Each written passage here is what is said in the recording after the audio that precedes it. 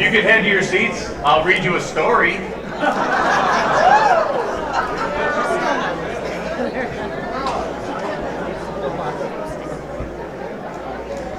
Okay, so last week, I wanted to go buy my wife something special for our anniversary.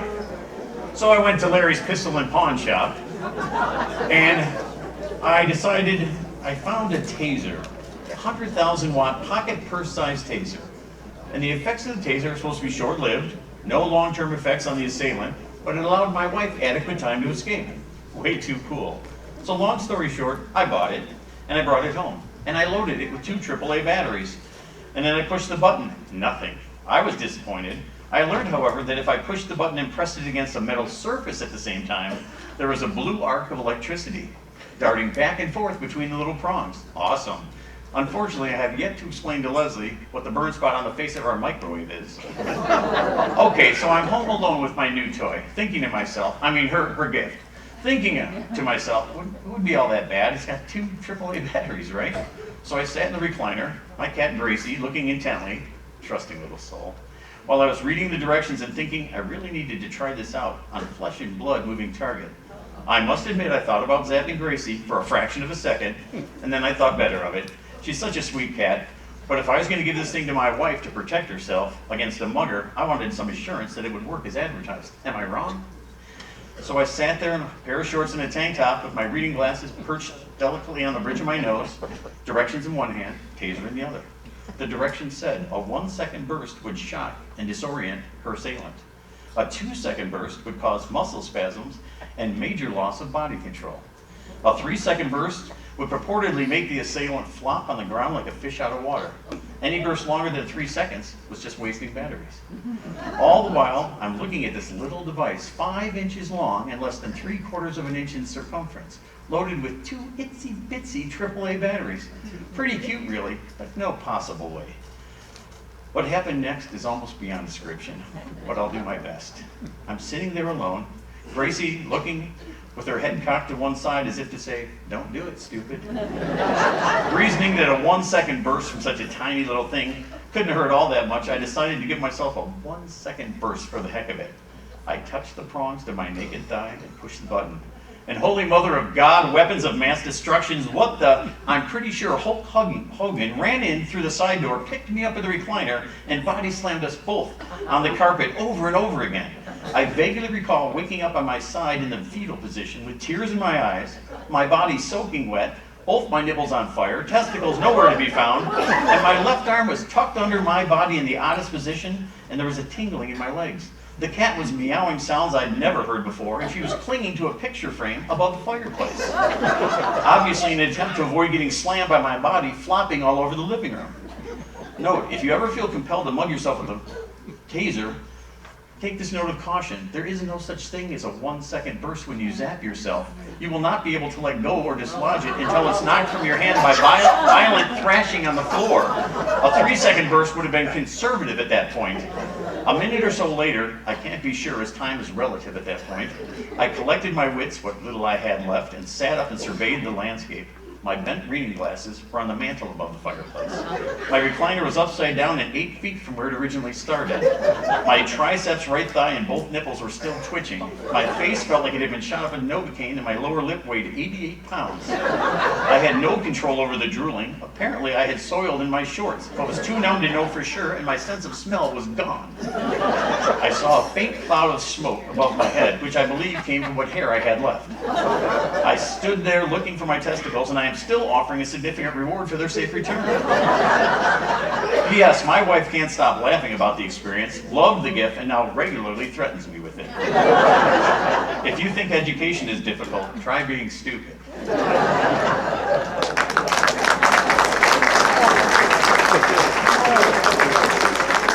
So we'd like to open Act 4, which is called Home and at Work, with a little skit called 24 Hours.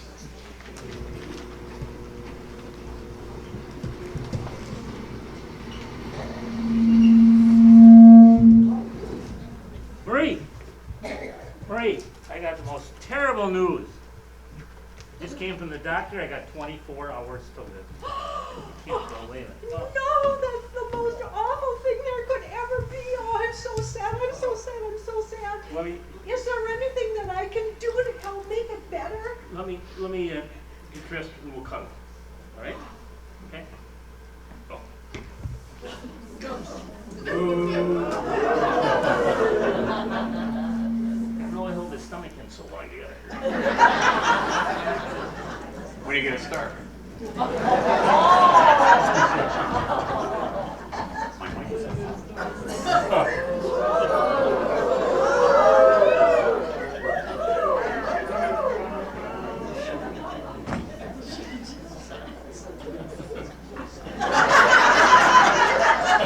Good news, he may die of old age.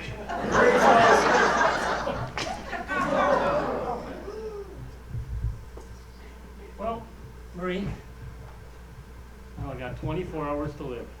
Oh, that is just so terrible. You think we can make love? Oh, that's a wonderful idea. That's just perfect. Oh, yes, our love will last forever and ever and ever and ever and ever.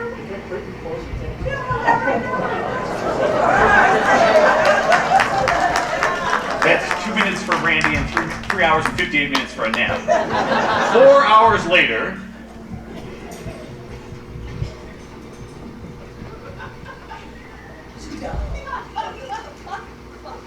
Marie? Marie? Marie? What? I've only got 20 hours to live. Can we make love? Oh, yes. That sounds like a wonderful idea. Oh, yes. I'm so sad about all of this. Oh.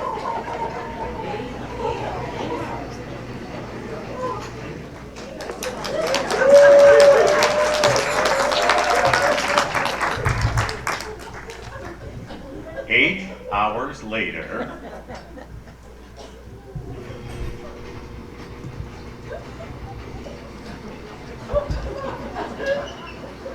Marie? Marie? Marie? What? I've only got 12 hours to live. Can we make love? I suppose so. Just don't wake me up.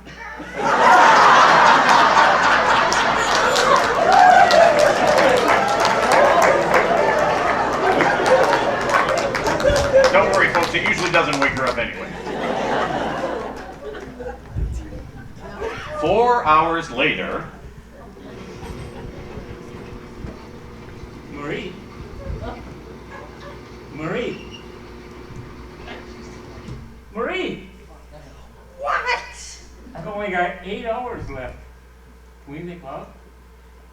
Look, you don't have to get up tomorrow, but I do.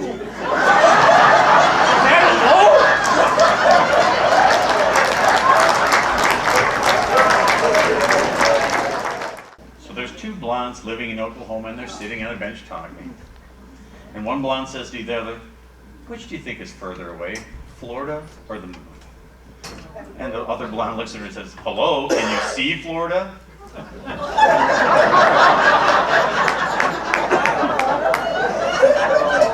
Things can be different than they appear, as you'll find out in The Ski Trip.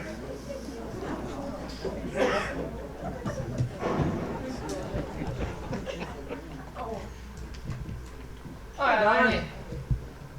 Say, you remember that ski trip we took about a year ago and we got stuck in a snowstorm out in the middle of nowhere in the dark of night and we thought we was going to have to spend the night in the car?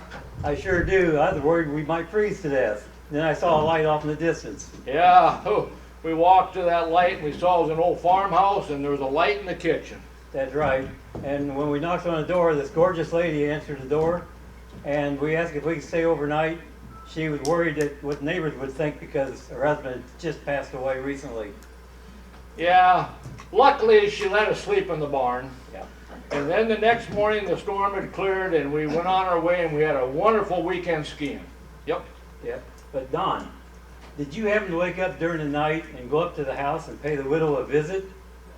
Yeah, I did that. I thought so. And did you happen to give her my name instead of your name? Yeah, I'm sorry. I did that too. Yeah. Why do you ask?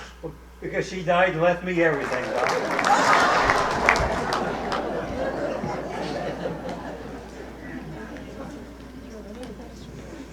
"Oh, I'm sorry, but there's another blonde." And she pushes her BMW into a gas station and she tells the mechanic it died. So he works on it for a few minutes and it's idling smoothly again. She says, "What's the story?" He replies, "Just crap in the carburetor." She asks, "How often do I have to do that?"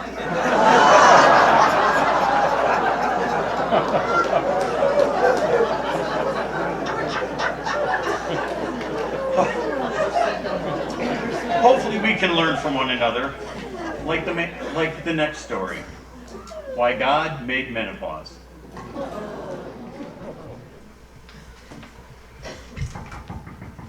Knock, knock, knock, knock, knock. Well, hello. Come in, ladies. Hi, Marie, Donna, Mary. I've got the table all set up for our bridge game. Just give me a minute. I'll go and get us some tea, okay? I'll get us good. This will be very fun. So nice. I can hardly wait to have my tea and play some cards. And hopefully see them. Yes, it certainly will be. Isn't it wonderful that with modern medicine, what modern medicine has accomplished? Who would ever imagine that someone over the age of 70, like Kathy is, could have a baby? Oh, I can hardly wait to see the baby. I hope she'll let us hold it. Oh, me too. This is so exciting. You know, George and I was talking about having another child, but you know, the child would be 93 when it graduates. No.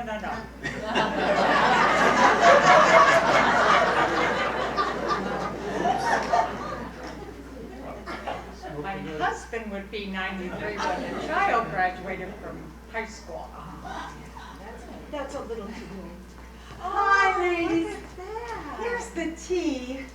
It's been a little crazy around here lately. Oh, dear. I know. Yeah. Nice teapot. Okay. I'll deal first, okay? Okay. Thanks, may we see the baby before we start playing? No. You can't see the baby yet. Let's play a hand or two. Oh, upside down cards. Okay. Well, when can we see the baby? Oh, We're no. excited. Yeah, not yet. You can't see the baby yet. Oh, I didn't deal enough cards. Well, when can we see the baby? Not yet. Oh, well, yeah, well, you can see the baby when it cries. Okay, maybe we see the baby now? No, you can see the baby when it cries. Only when it cries. When is that? When the baby cries. Cries, why do we have to wait until the baby cries? Well, you have to wait until the baby cries because I forgot where I put it.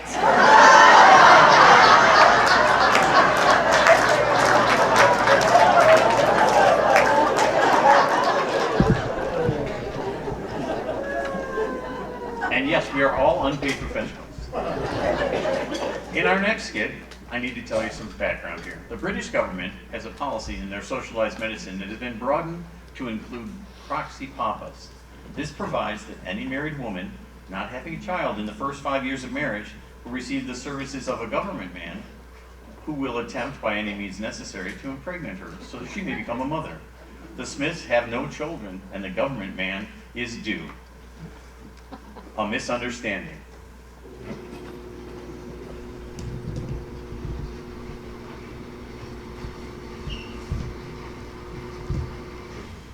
Well, Jackie, the government man's gonna be here any minute. I'm gonna have to take off. Are you sure about this? I think it's our only option. Okay, as long as you're okay with it. I love you. I love you too. Have a good day at work. Her husband leaves, and the wife pretties herself and waits for the government man. But instead of a government man, a door-to-door photographer specializing in baby pictures knocks on her door. Just a minute.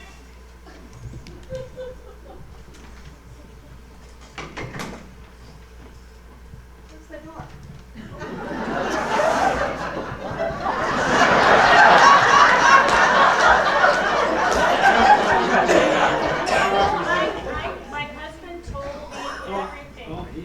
Okay, your husband told you, well, this is good.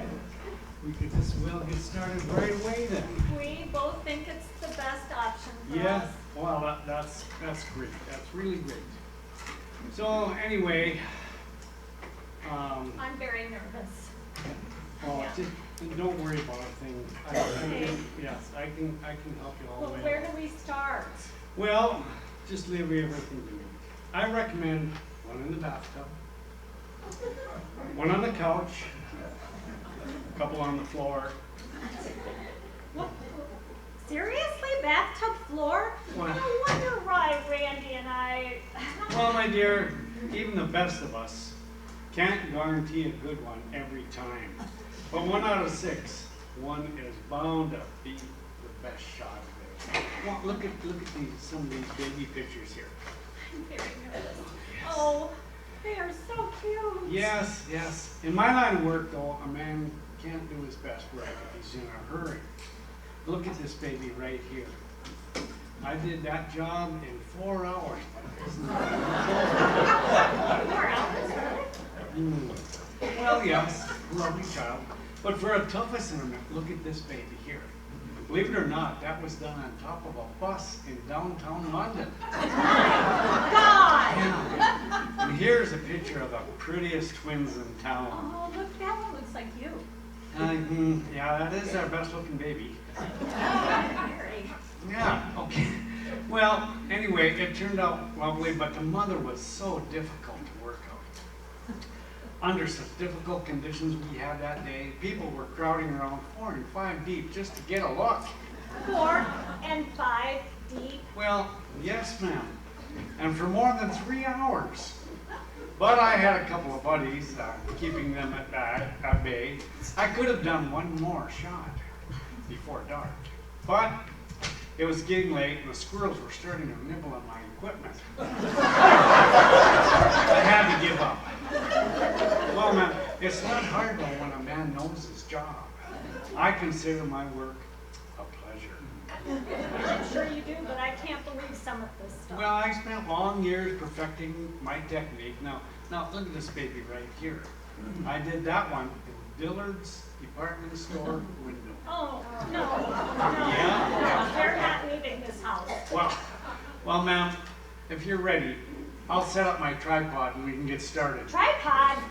Well, yes, ma'am. I always use a tripod to rest my equipment on. It's much too heavy to handle at any length of time. Have you fainted? Government, man. This ain't gonna work at all. Government man. That's what I said. I sure wish 3 chairs would appear. Sure wish 3 chairs. Oh, look at the smart ones over here. He's using his fingers though. An old man.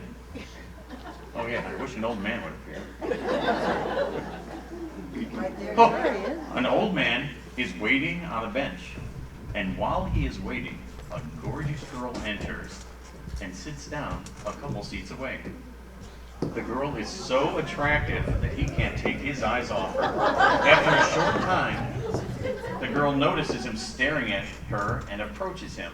Before the old man has time to apologize for staring, she looks him deep in the eyes and says in a sultry tone, Hey, big boy. I'll do anything you want. Just use your imagination. In your wildest dreams. I'm game, and I'll do it all for $100. But there's one little condition.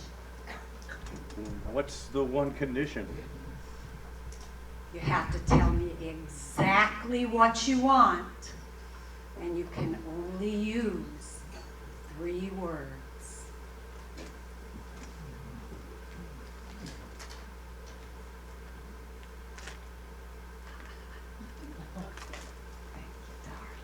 So what'll it be?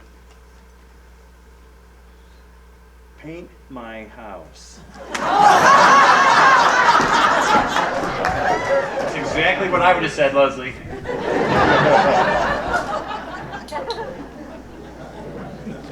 So, a police officer, I know you feel like I'm picking on a certain population, but he stops a blonde for speeding, and he asks her nicely if he could see her license. She replies in a huff, "I wish you guys could get your act together. Yesterday when he takes my license away, now you expect me to show it to you." Dealing with law enforcement can be tricky, or maybe not. A bag of money.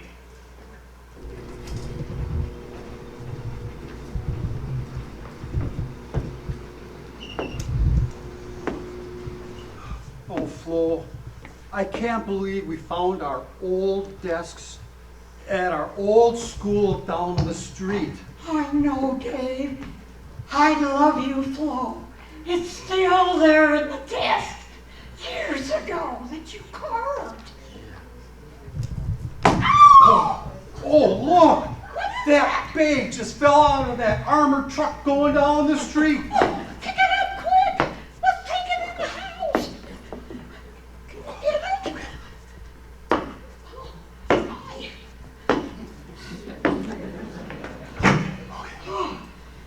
Let's count it! Let's count it!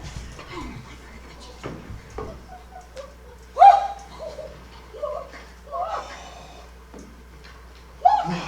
There's gotta be $50,000 here! Well, we gotta give it back. Are you kidding? No way! I'm gonna hide it in the attic!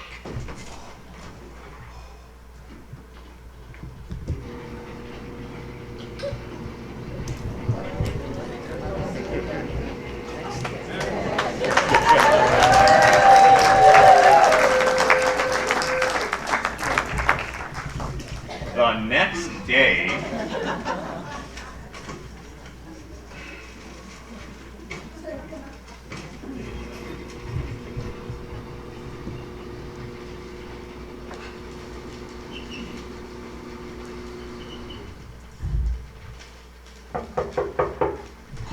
I'll get it, I'll get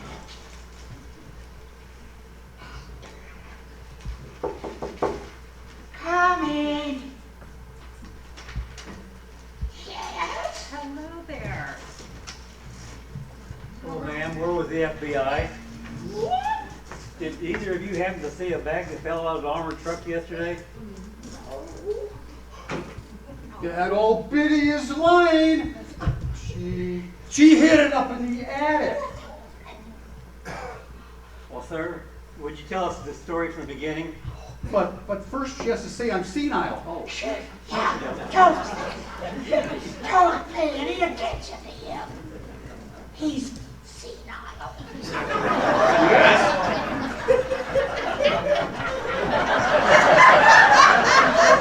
well, sir, would you tell us the story? What happened from the beginning? Well, Flo and I were walking home from school yesterday. Oh, we're out of here. Apparently the FBI's not getting any younger either. There's a blonde out for a walk. Hello? Hello? There's a blonde out for a walk. She comes to the river and sees another blonde on the other side. And she says, "How do I get to the other side?" The blonde on the other side looks up the river, looks down the river, and says, "Don't be silly, you already are on the other side."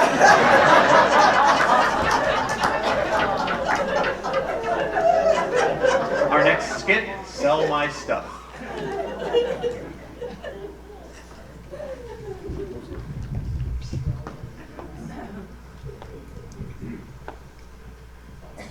You know, sweetheart, I've been thinking. I'm getting a lot older, and there's some things we need to talk about. Oh my gosh, you sound so serious, honey. Well, when I die, I want you to sell all my stuff immediately. Why would you want me to do that? Well, you're a fine-looking woman, and I figure that you'll remarry someday, and I don't want some other jackass using my personal stuff. But why would you think I'd marry another jackass?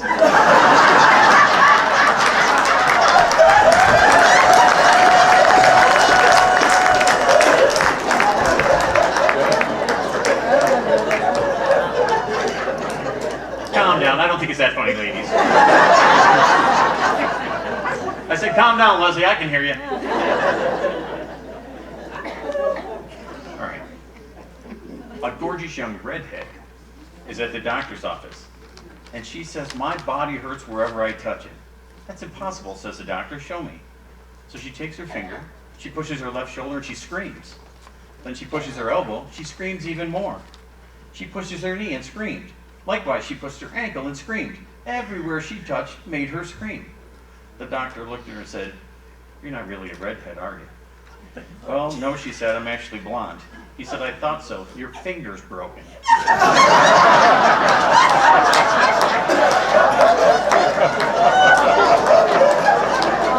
Sounds dumb, but you didn't get it at first. It's good to see someone who's good at their job. Speaking of good at their job, let's check in on our new salesman, our super salesman. I've filled out that employment application and I'm ready for that interview that you mentioned. Yeah, let me see your application there. I see you're from South Dakota. Do you have any sales experience? Why, yes, I was a vacuum cleaner salesman in South Dakota. Well, I'm not sure that qualifies you to work at a place like Bloomingwoods. After all, we're the largest department store chain in the world, and we sell just about anything to everybody. Well, but you seem like a bright young man, so we'll give it a try. Thank you, sir. You will not be sorry. Well, now this is just a trial. I want to talk to you at the end of the day and see how you did, and then we'll talk again at the end of the week and see if this is a permanent job. Mrs. Johnson, can you come in here and take this young man down to the sporting goods department and show him the ropes, please?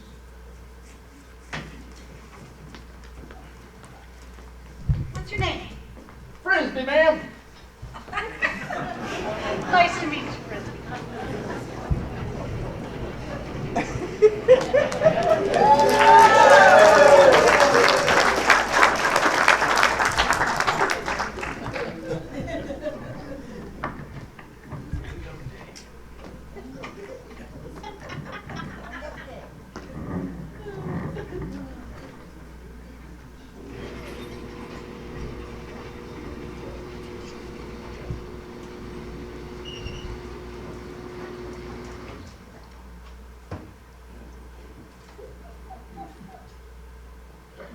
Well, hello, Frisbee. Come on in.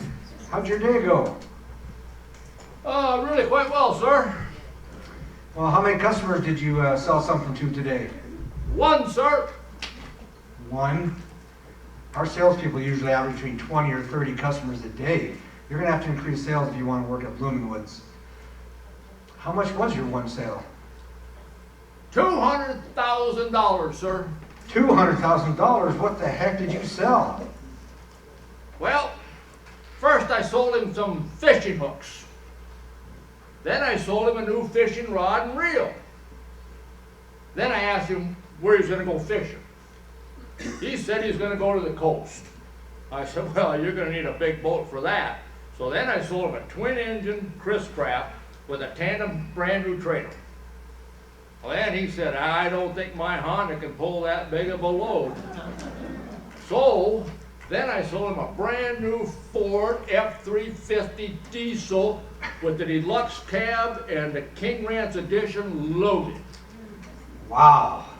The guy comes in to buy fish hooks and you upsell him to a new boat and a truck? Nah, he didn't come in to buy fish hooks. He came in to buy some tampons for his wife. And I said, well, your weekend shot anyway, you might as well go fishing. You definitely have a future here at Bloomingwoods.